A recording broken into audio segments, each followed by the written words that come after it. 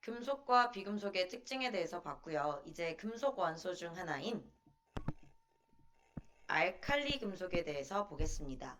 이 알칼리 금속은요, 주기율표 상에서 1쪽에 속하는 금속들이에요.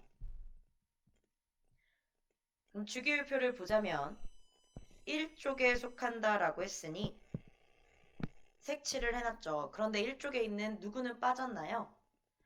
네, 수소는 빠졌습니다. 왜 빠지나요?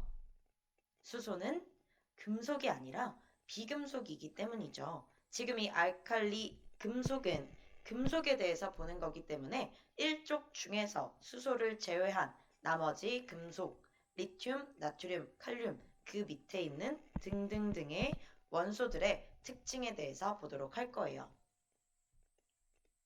알칼리 금속의 첫 번째 특징은요. 금속이기 때문에 실온에서 고체로 존재하고 있다라는 거예요. 그런데 얘가 딱딱하지는 않아요. 딱딱한 고체 금속은 아니에요. 칼로 잘릴 만큼 무른 금속입니다. 칼로 자를 수 있을 만큼 무른 금속이에요. 그리고요, 얘네의 단면은 은백색 광택을 띠고 있어요. 그리고 다른 금속들에 비해 밀도가 낮은 편입니다. 이 알칼리 금속, 리튬, 나트륨, 칼륨은요, 반응성이 어마어마하게 정말 커요. 얼마나 크냐면 칼로 잘라서 단면을 공기 중에 두잖아? 그러면 단면색이 막 검은색으로 변해요. 왜 변한 거예요? 공기 중에 있는 산소랑도 반응을 한 거예요. 공기 중에 놔뒀을 때 공기 중에 있는 산소랑 반응할 만큼 반응성이 매우 큽니다. 더 문제는 물에 넣었을 때예요. 물에 넣게 되면 이 금속들이 반응해서 수소기체를 발생시키면서 폭발을 하게 됩니다.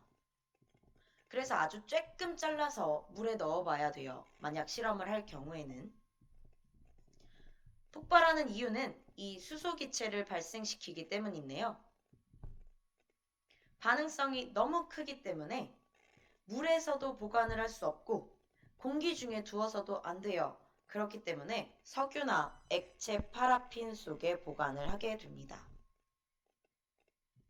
이 실험을 직접 해보면 재미야 있겠지만 위험성이 너무 크기 때문에 수업 시간에 영상으로 대체를 했었고요. 영상에서 본 내용 중에 하나만 더 체크를 하자면 물속에다가 알칼리 금속들을 넣어보는 실험이었었죠. 그런데 물에다가 페놀프탈레인 용액을 넣어놓고 알칼리 금속을 떨어뜨렸던 거였어요. 그래서 영상을 봤을 때 이 물의 색이 반응을 하면 할수록 무슨 색으로 변해갔죠?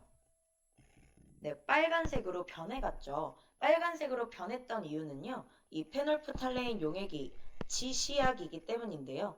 얘는 산성이나 중성에서는 무색을 띠게 해요. 그러나 염기성이 되면 빨간색을 띠도록 합니다.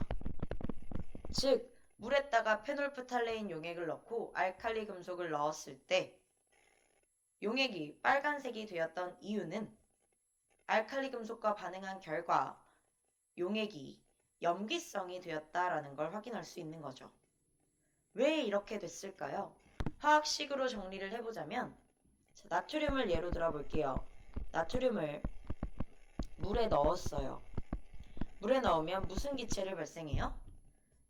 네, 수소 기체를 발생하고요. 반응한 결과 NaOH를 만들게 됩니다. 개수를 맞춰보면 이렇게 되겠죠. 식이 어려운 친구들은요, 외우지 않으셔도 돼요.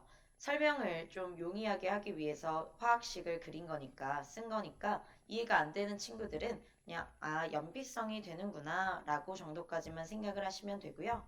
이해가 되는 친구들은 이 식을 한번 보면 NaOH가 만들어진대요. 그러면 물속에서 이온화를 하게 되면 Na 플러스와 OH 마이너스가 나오게 되겠죠. 어떤 용액에 OH 마이너스가 있게 되면 그 용액은 염기성입니다. 중학교 때 배운 내용이죠. 반대로 H 플러스가 있을 경우에는 산성이 되고요. 네, 이렇게 염기성이 되기 때문에 물 수용액이 빨간색으로 변했던 거였어요.